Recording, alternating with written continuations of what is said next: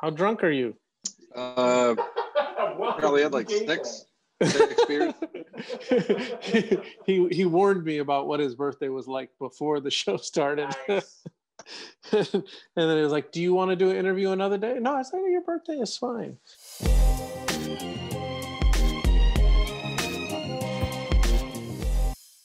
So for people who don't know, can you just give us a short introduction of who you are and what you do? Yeah, my name's Joseph Schmalke, and I am the co-publisher of Black Caravan Comic Books, which you guys might be familiar with for doing Phantom Starkiller. But it's primarily a horror sci-fi imprint run by Scout Comic Books proper. And I am the co-creator of Electric Black, Murder Hobo, the illustrator of both Electric Black and Phantom Starkiller. I've been creating independent comics since 2012. Done all sorts of jobs, like raised llamas and worked with the mentally ill in Manhattan, and wow, worked in Hollywood doing post-production work. So yeah, I don't know. I think I've summed it all up. Working with llamas. That's raised llamas and alpacas. That's amazing. And where their spit smells like shit. It's horrible. So how did you get did you always draw as a kid? Were you always Yeah, I started out when I was like very, very little. First memories. Actually, my art teachers hated me because I'd always screw things up. Like I'd draw people with their arms coming out of their heads and stuff. And so they were like, this kid's like stupid or something. My mom was like, no, he's just super creative. He doesn't follow the lines or anything. And she really pushed me into the arts when I was young.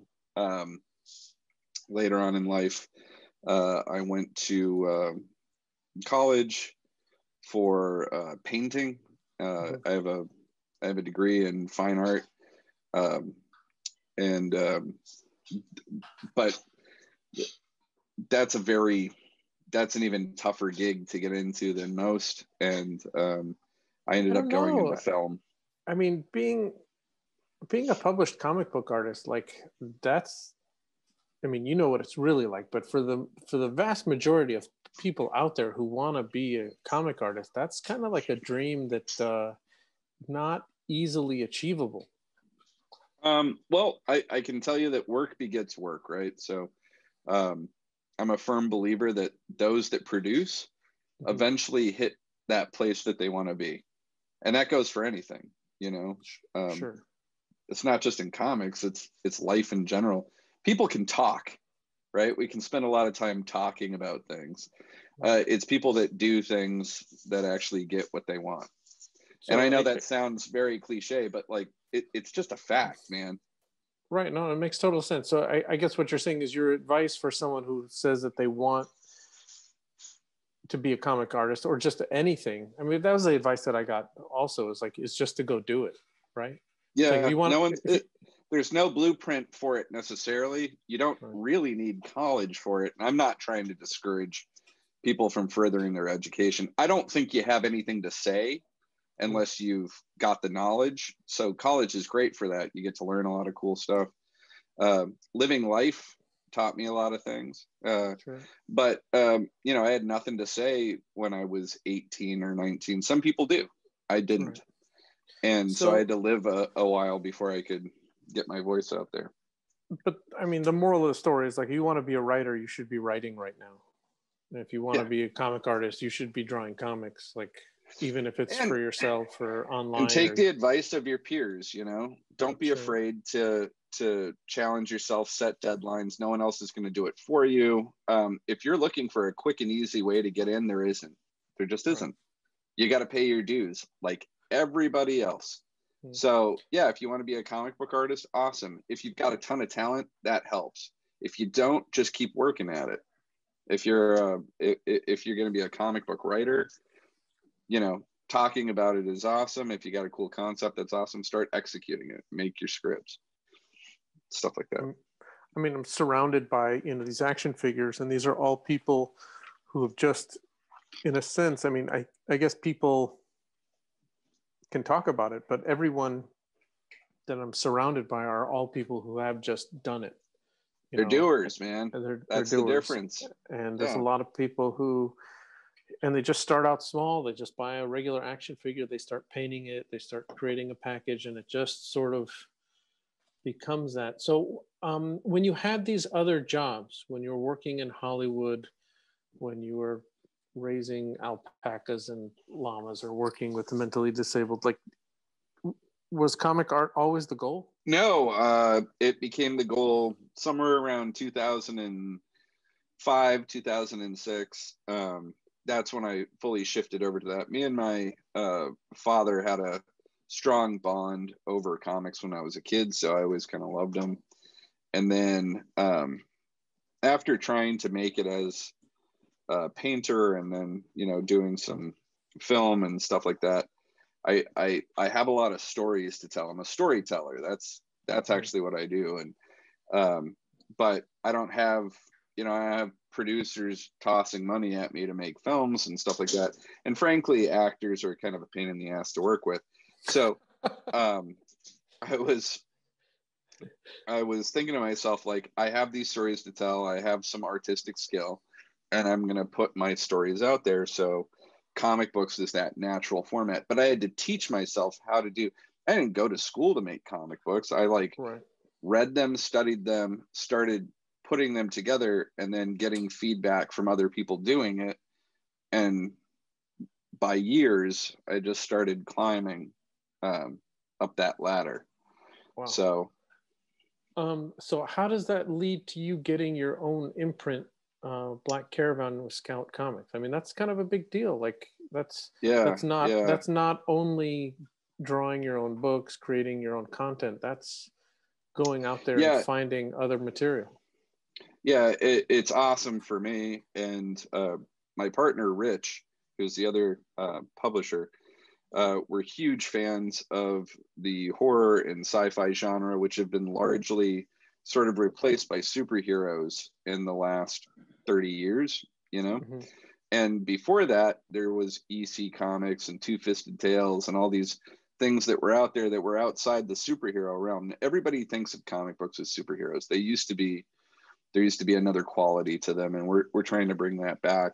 And we're trying out some stuff. Not all of it's successful, but Scout saw that me and Rich were guys that had a lot of good ideas, mm-hmm. and that we attached ourselves to properties and people that we could stand behind and build Scout too. So James Hake, who's the sort of architect behind Black Caravan, he's the president of the company. He's the one that gave us the ability to make the imprint. He just believed in what me and Rich were doing. And one of the first projects that I brought them was Phantom Starkiller. That was early development last year. Mm-hmm. And here we are today, and we've got a book that's been a big success for us. So for the people who don't know, when you have an imprint, like, that's an increase of responsibility than just, you know, writing or illustrating a comic book. Can you talk about that? Yeah, we do keep it very boutique. Like, we don't sign everybody that comes across our threshold. You know, we pick the things that we like the most, and it's three guys opinion, because it's me, Rich, and James. Mm-hmm. Let me just tell you from the outright, like, I'm not a what's the word I'm looking for? Like a gatekeeper. I don't like gatekeepers. They piss me off. Mm-hmm. I'm picking up stuff that I like. That doesn't mean it's the best or it's the worst. And if I don't pick your stuff, or I haven't responded to you or something like that, it's not because you're bad. It's just not like my thing. Sure. You know what I mean? I have to deal and with that's this. a hard thing for sometimes people to hear, is that like, yeah, not everybody's going to like your stuff. Sure. I mean, I have to deal with the same thing. You know, people are approaching me with their toys all the time, and it's not about liking or not liking. It's about whether it works for what we're doing. And well, and you're also dealing with a person's preference, you know. Sure. So it's a couple of things. So I happen to find myself in a fortunate situation where I met a person's preference liking. I here's an important thing in this particular industry for comics. Maybe not everywhere else, but in comic books, this is a golden rule. Meet deadlines. If you can meet deadlines, that's huge. People love you for that. Sure. If you're a guy that can pick up a project and run with it and meet the deadline, you're probably going to get work again. So, yeah, one of my favorite, like Neil Gaiman has that. So, like, you know, in production work, like when you're doing film or you're producing anything, a resin toy or anything, you're making something for someone. There's that, you know, that formula, like good, quick, and cheap. Choose two. And then, so Neil Gaiman kind of altered that, and he said, for artists, it was deliver your work on time, do good work, and people like you. And he said, you only need 2 out of the 3, right? So if your work is kind of substandard, but you're delivering work on time and people like you, like he's like, you will get work. Like you don't have to achieve all 3. Well, and that's the thing too. It's not like comic books, every page can't be a Picasso. There are genius artists out there that can do like circles around me and stuff. But if you can't meet a deadline, you're no good to anybody. We all have to solicit these things ahead of time, like 3 months out is when you see a comic book being solicited. It has to be to a printer by X date to get printed, and then to the distribution house to go out worldwide. It's a whole process. One person holds this up, they're no good to anybody, and they ruin a project. So kind of like, I mean, unless you're so big, like unless you're like Jeff Darrow, and then you could come out with a book once a year and then people just tolerate you, but it falls under that category. That guy has paid his dues though. That guy did meet deadlines and like rush through stuff. And then at some point he got to a point where he was like, I'm just going to take my time. And we all get, you know, all these artists do get there. But if you're starting out, you gotta hustle for a bit. But he does qualify for the 2. It's like people like him and he does great work. So people will tolerate the slowness. One of my favorite books is Shaolin Cowboy. You ever seen that? I have every issue. It's amazing. I love his stuff. All right. So how do you end up hooking up with Peter and discovering Phantom Starkiller? Well, this just happened to be one of these things where I'm a huge toy collector. I didn't know a ton about the whole bootleg toy scene early on. Picked up on Phantom Starkiller like well after it was already popular, and but I was just obsessed with the character and Knucklebuster. So I started, you know, just kicking out drawings of it and posting it and tagging Peter in it and being like, hey, check it out. I love your character. And I had bought some stuff off of him too. And then he was like, hey, your shit's pretty cool. You know, do you want to try something with me? And it was Vice Admiral Acker. He did a run of 25 figures for Vice Admiral Acker. And that was the first time I ever did card art. Nice. So I have a personal affinity for that particular character, which is, he appears in issue 1 of Phantom Starkiller too. So I always love drawing that guy. But after that, Peter got his gig, you know, he had set up his gig with Super 7, and he allowed me to do the glow in the dark card art, which was for DCON 2 years ago, I guess. And so that was the first like Super 7 card art I did.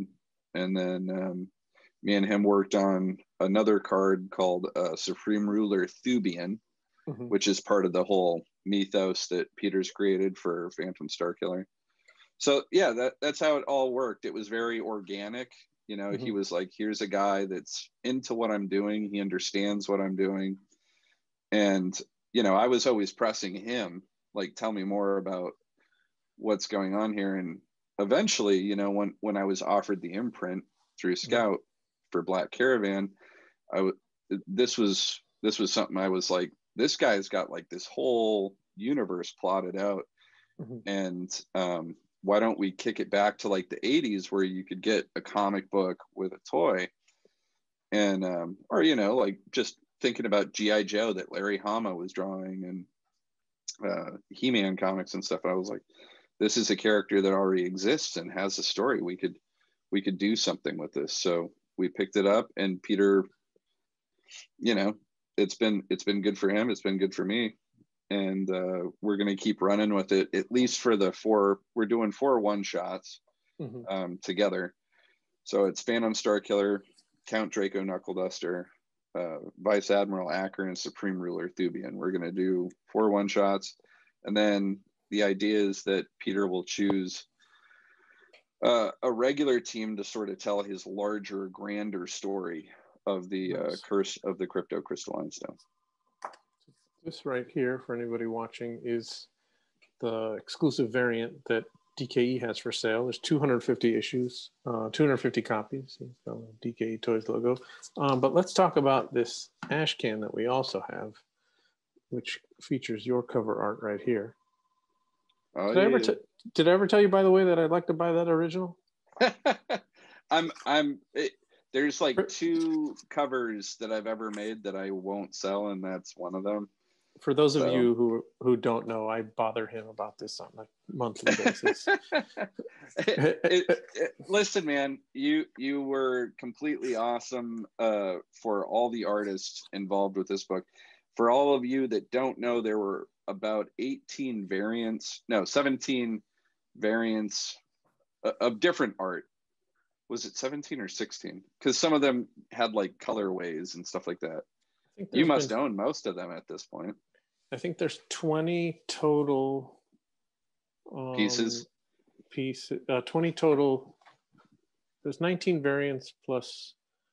I mean, if you're counting this one and the number 1 and the second and the VHS, so there's probably like 20 total and about 15 pieces of art, I think. Right.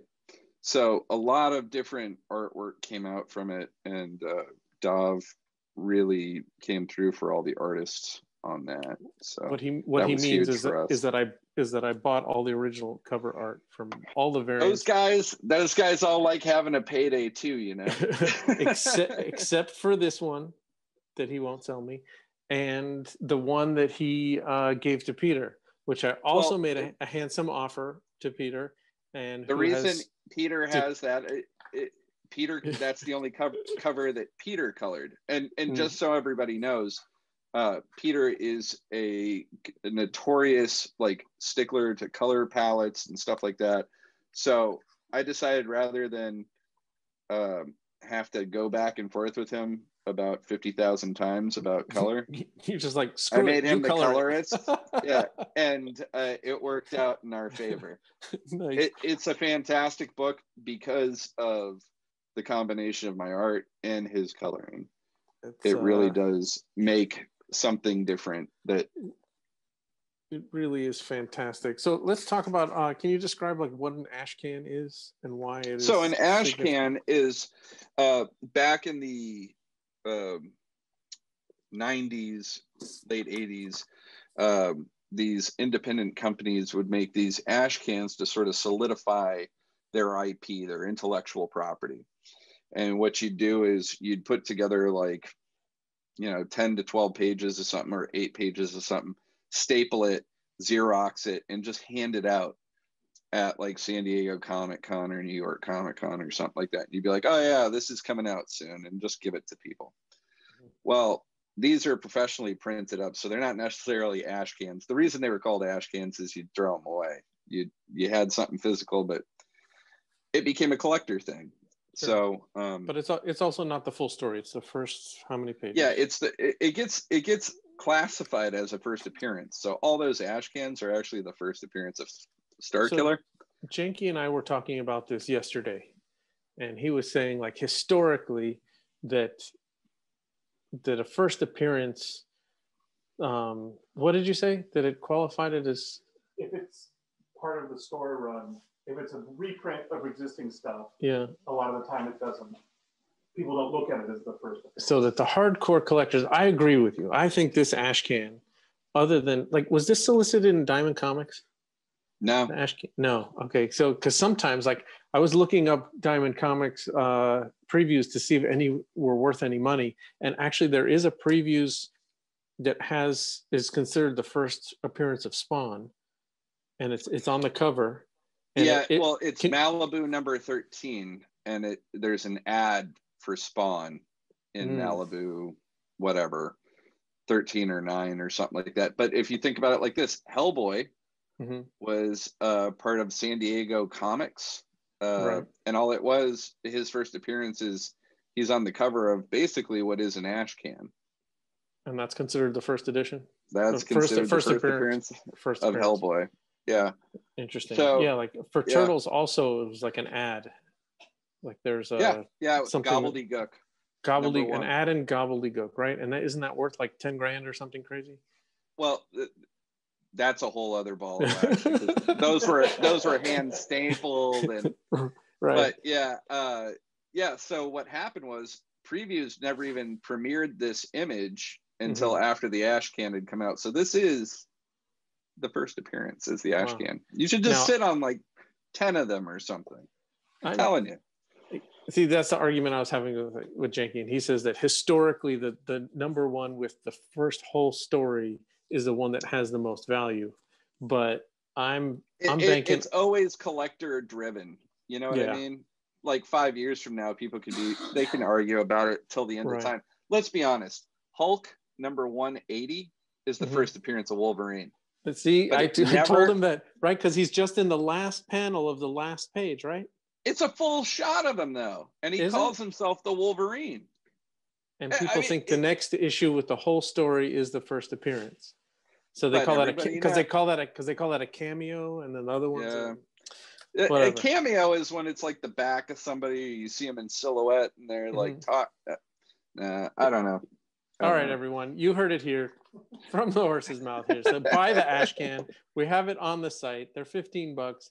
First appearance, and then if you want the whole story, you can get the DKE exclusive. But there is an actual number one.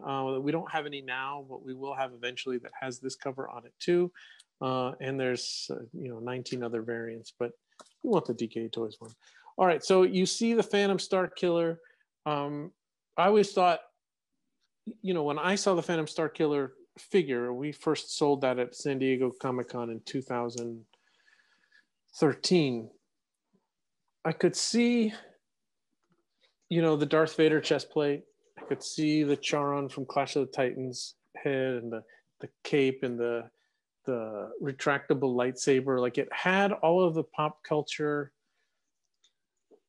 qualities about it, but yet it struck me as a character that had transcended those things. Like, it, the same way Star Wars itself is not, compared literally to like Buck Rogers or Flash Gordon or a Kurosawa film. It's not considered a ripoff. It takes those pieces and puts it together into something new.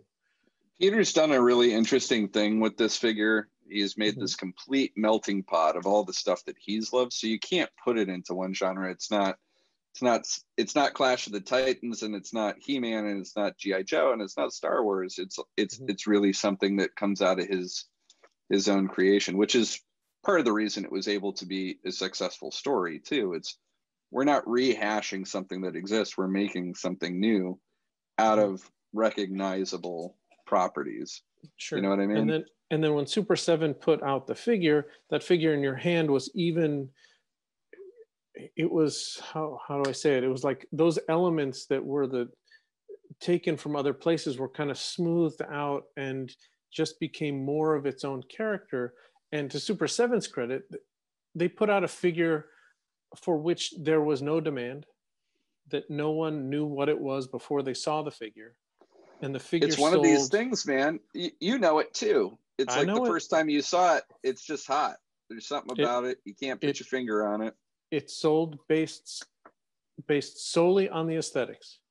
Yeah, it's just a great looking product. So I guess the next question for you is, how is Phantom Starkiller going? As far as the book goes, mm-hmm. Oh yeah, we're in second print. We're probably going to third print. Oh my goodness! Yeah, it's hot for us. And honestly, I just want to get working on the next one. I'm a freak. Like, I can never enjoy like the success that I'm having because I'm always on to the next project. Right. But yeah, I really want to get going on Knuckle Duster because I think it'll be just as big, if not bigger. And I want to push us into that realm where the larger story is being told, and it's an ongoing series, not just a series of one shots. I feel like it has legs, and that it's something that could be, you know, just as epic as anything else that's out there that's been around for a while. Wow. So and I think people are gravitating towards the comic book for exactly the same reason. It's got the name, it's got the look, right? They have nothing, they don't know anything about it before, right? Yeah. Well, that's the key, right? When I was working with Peter, he has this huge story. I mean, it's gigantic, and I had to take what he had, and I was like, all right, listen, man, we only got like 24 pages to like to tell what you're trying to put out there, and like what you're talking about is a 500-page Bible, right? So let's talk about where he starts. And so that was like a whole process in of itself, being like, where do we go? He rewrote that thing like, I don't know, at least two or three times, because the original story, it was like the whole first half of it was Starkiller, and before he got turned into a Deathless Warrior. And he's like, Christ, he doesn't even turn into Starkiller until like the second half of the book. And I'm like, well, is that what you want to happen? And he's like, no, he should be Starkiller through the whole thing. Right. So we had to figure that out, you know. That's your issue 0 for later. So let's talk about your style inside, and then like the coloring and what's going on here, because it's definitely, you know, you talk about trying to recreate, you know, the horror comics genre, but there's definitely a look that you're going for here that is the antithesis of the modern superhero book. Is that safe to say?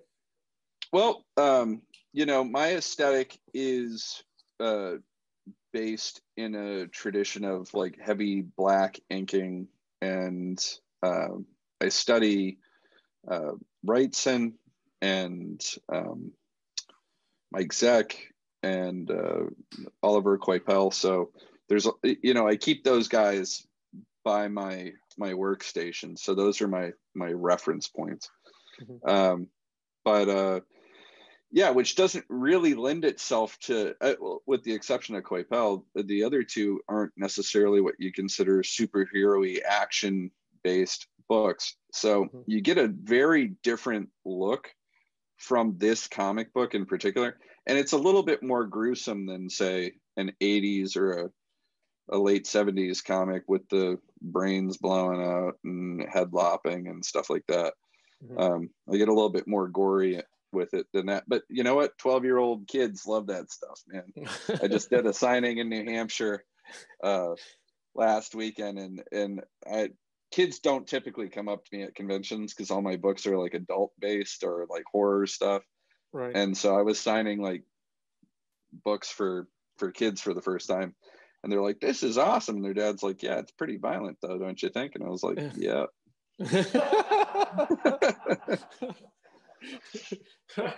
So then, in addition to like the style of art, like there's something else going on here, right? I mean, you're definitely going for a vintage feel. Like this page has a yellow tint to it.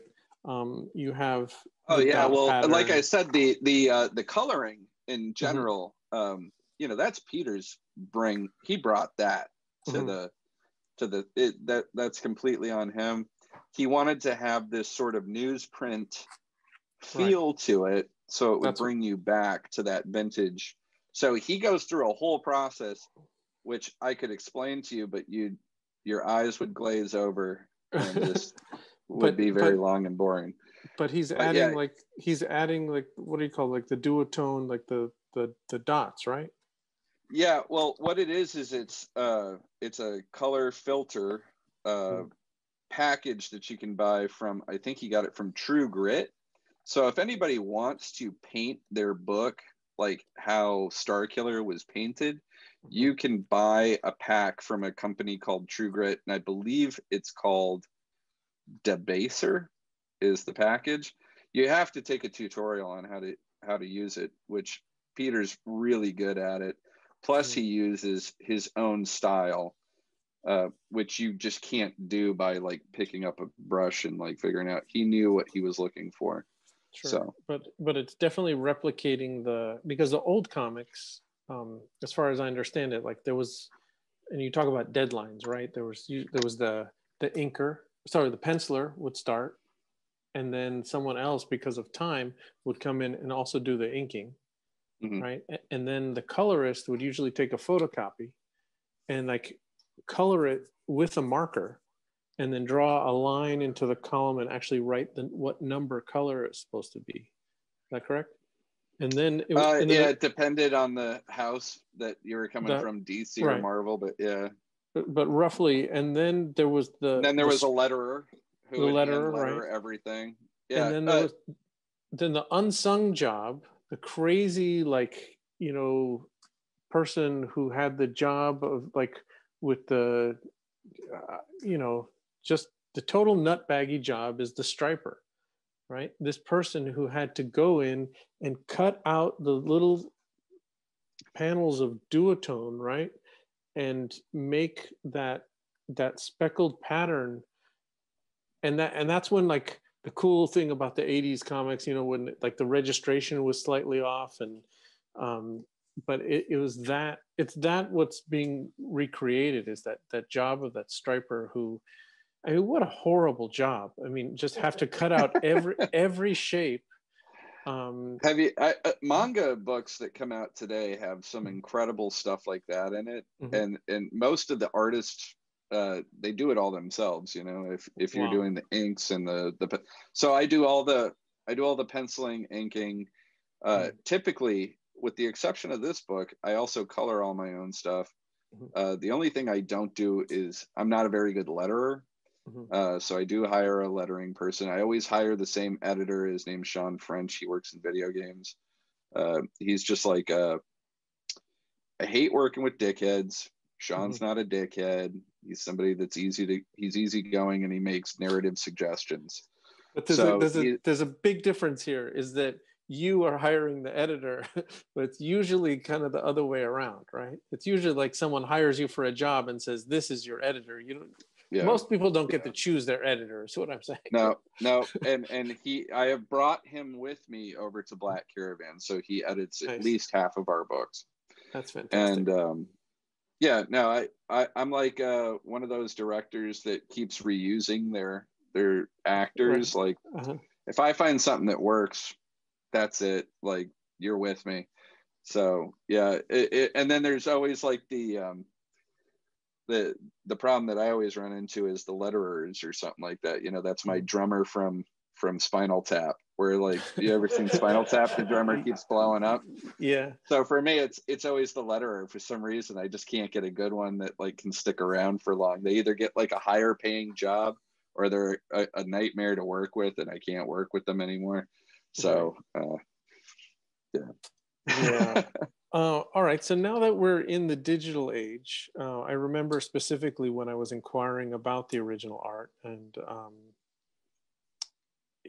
is that you actually hand drew the cover and you hand drew the splash page, but everything else you did 100% digitally, correct? Yeah, all the guts of my books are typically digital, and that's because it's a time-based thing. I can kick those out. I can do a book, the pencils and the inks and everything like that, start to finish. I can make a 24-page book in 30 days. Wow. And I just that's the speed that I work. If you were drawing on paper, how long would it take? 60. Wow. And so is is the value of what you could sell, those 24 pages, that does not make up for the month of time? Not for me. I'm not a guy who needs to, I need money. Everybody needs money. But if I keep making products, I have a feeling that one of these so I've already got an IP that's picked up for TV development, and that's Murder Hobo. Mm-hmm. And so I'm trying to put out more stuff like that, you know, because one of these eventually is going to hit pay dirt for me, and that's where I'm aiming, you know. And I have no lack of freaking ideas, you know. It's like I can't spend forever, you know. Listen, I could spend 6 months on a comic book, and it'd be the best thing I ever made, but that'd be the only thing I made, and I don't know if I'd want to sell any of the pages, you know. Right. And then, I'd rather, you know, this is a job. This is a career and a profession that I've chosen. And like, yes, some guys, they are traditional 100%. They know no other way.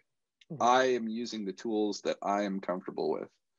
So if it's a splash page, if it's a dual, you know, one of those double-sized pages or a cover, I'm going to give that the physical treatment. And I'll tell you why.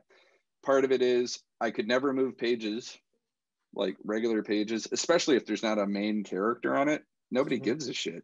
You can have a cover where it's like birds or something, and then that thing sits in your portfolio forever. Right. So yeah, I think if I had the luxury of the time to work on it, I could do everything traditional, but at least and that's the other thing too that I've thought about quite a bit lately. There isn't a ton of my artwork out there. There's not a lot of my physical artwork out there. And as opposed to some other comic book artists, this isn't a snobbery thing. It's just a fact. My shit is more valuable because there's less of it out there. Done. Like there are 100 drawings, you know, these guys will do sketches for anybody. They'll remark stuff like Mad Men. And they're very talented. I just don't do that shit. So my stuff, there's less of it. You can figure it out. I mean, I'll figure it out when I get the call when you're willing to sell the cover to #1. I'll be dead, man. And my wife will be like, hey, I got this thing. Heard you wanted it. $1 million. Yeah. All right. So what's the future hold? Is this is this your dream job? Have you made it? Is this it? You're going to do this the rest of your life? No, this is I'd like to not be publishing for the rest of my life, not be a publisher. I'm doing that to do some changes. Like this is my time to discover artists, to help guys like me get out in the world and put out something that Marvel and DC just don't give a shit about, that I do, that I think is good. And this is my chance to, like, you know, I'm in a fortunate position. I can do this now for people that are like-minded. You know, they've got like similar interests to me and subject matter that I care about. But in a couple of years, I don't want to be publishing. I'll probably be working in some aspect of it, but I won't be doing the hands-on stuff that I'm doing now. I want to just be working on personal projects. Right.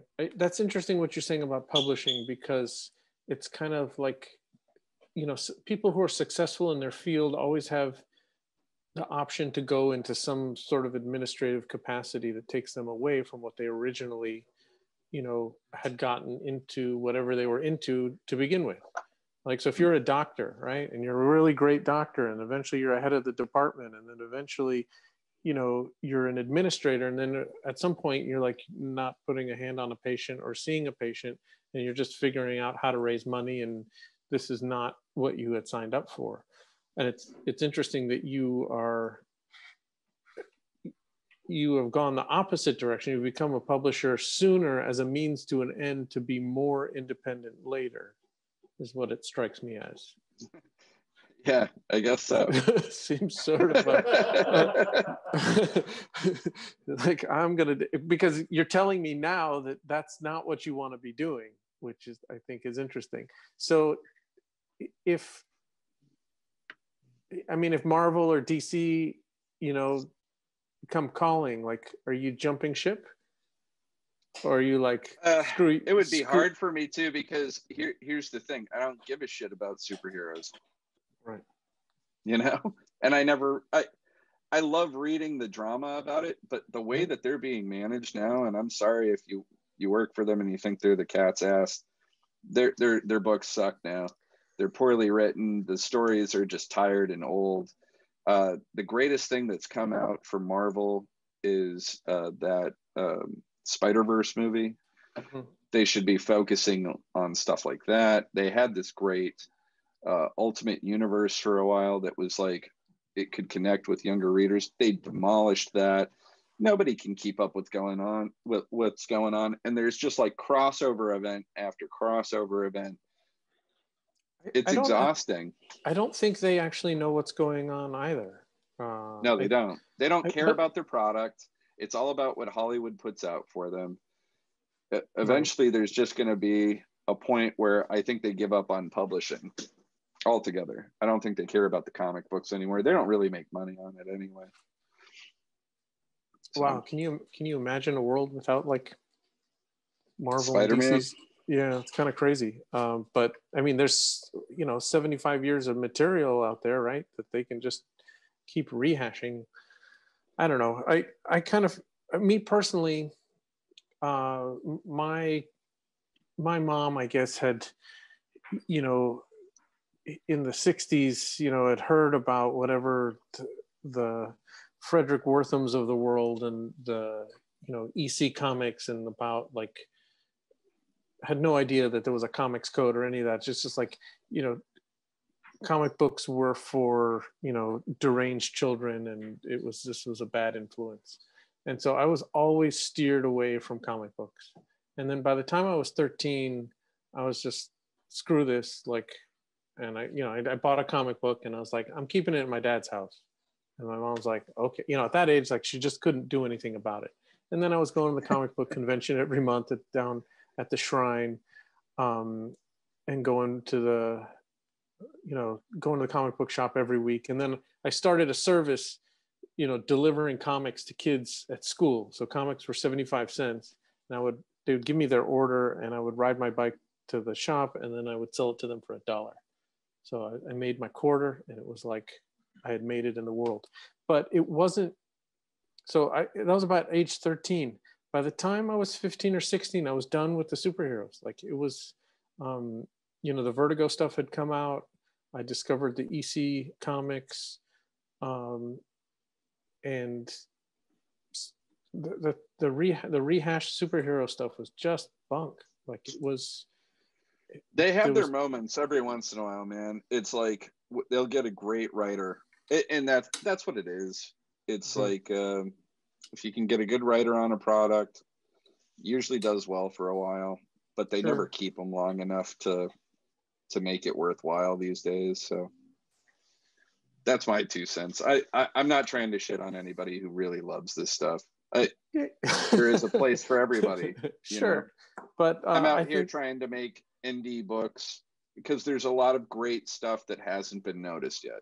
Right. So that's where my energies are going to be focused for the next couple of years, is bringing you guys new stuff that needs to be seen, in my opinion. And hopefully everybody that I bring on board becomes successful. So.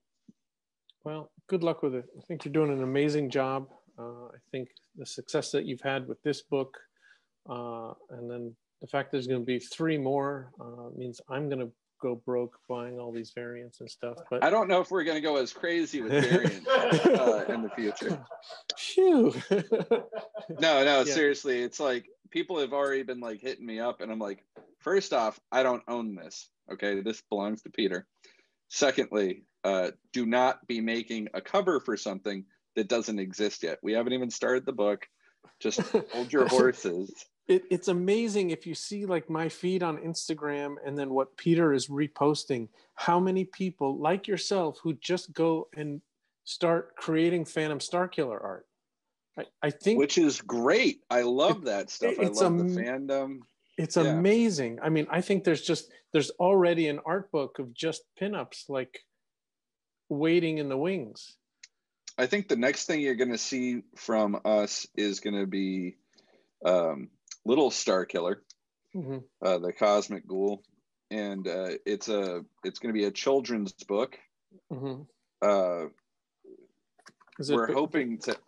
That is the art for it. That is Charles Wilson. He is a very accomplished artist who's worked on Stuff of Legend, Wraith with Joe Hill. He's done like work for IDW, did Ninja Turtles for a while. So he's a big illustrator. So him and Peter are creating the book, and it's supposed to be an all ages type thing. It's amazing because he had done prints for the show at Toys du Jour, and then he remarked the prints. And it's those remarks that are the original art that like this is based on, right? This ad right here is a remark on a print, which is just I don't know, it's so like meta, like I'm trying to like buy the original art for something, but the original is not the print, nor is it the original art that the print was made from. The original art is the little drawing done with pen and ink, like on the print. It's like, Yeah, he contacted me and he's like, so what were the two characters you first did for him? And I was like, oh, Vice Admiral Acker and Supreme Ruler. And then on my Starkiller print, which is the glow in the dark, because that was the first one that the first card art I had done, he did little Acker and Thubian on them, which, yeah, I think it's in the book too. So. Crazy. Well, dude, we wish you all the success. It's really been wonderful watching this whole, process, unfold.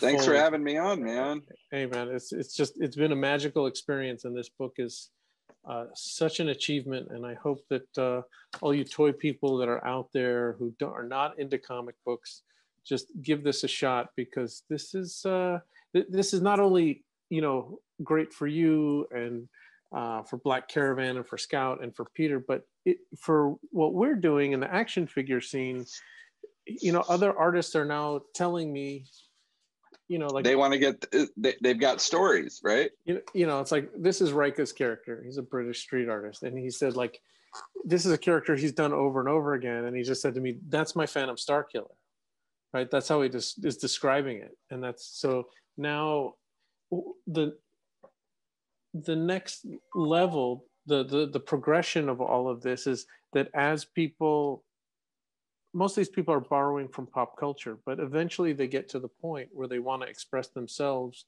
and do something that is their own and it's not borrowing. And after they've built up enough of a fan base, they feel comfortable enough to just go out on their own and make something, and then are surprised that people are into it because. What's that toy again? Space Cadet? Yeah. How much is that? It's $55. I'm gonna have to pop on your shop. and wouldn't you know it, like he said that to me, and then I contacted him. I'm like, can I buy that piece of art? That's awesome. No, it's a really cool figure. I like it. He also made a huge vinyl one, which is fantastic. It's like this tall, but keep trying to get him to send me some, but he won't. But anyway, we've taken up too much of your time. Thank you so much. We really appreciate it. Oh, and happy birthday. Thanks, man. Thanks. All right. We'll you guys soon. Have a great rest of your convention. Is it called Space Cadet? I'm on your thing right now. I'm trying to find. You should be bundling Lou's cover with the Starkiller figure you have. I could. We don't have too many left. I think out of the 200 figures, there's like maybe 30 or 40 left. So we could. You make a special 10 bundle, and then you have Lou sign them all or something. I don't know. Not a bad idea. I'm gonna make you some money. All right, thanks, man. Dude. You guys have a great rest of your night. We'll talk to you soon. Take care. Hope all of you out there in TV land appreciated that.